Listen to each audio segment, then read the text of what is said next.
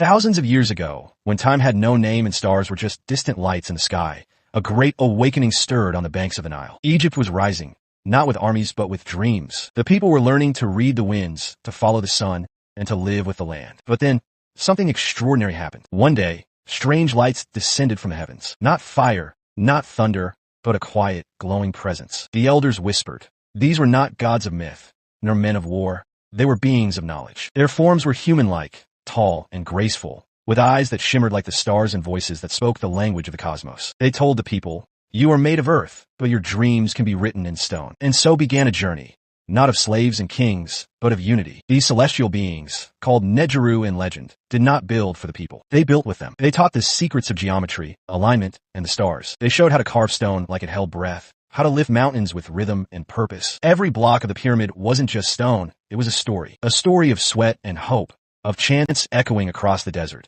of men and women who believed they were part of something greater than themselves. Children who once carried water grew old watching the final stone rise. And when that last piece, the shining capstone, was placed atop the Great Pyramid, the first ray of sunlight touched it, and it gleamed like a message to the sky. We are ready. That day, the Netjeru vanished. No trace, no goodbye. Just a silence that echoed forever. But their knowledge remained, sealed in stone. And even today, when we stand before those mighty pyramids, we don't just see ancient architecture. We see faith, unity, and a friendship between sky and earth. So the next time you see the pyramids, in person or in a picture, remember, these aren't just stones. They're the heartbeat of a forgotten story, where humans and skyborn teachers came together to defy time itself.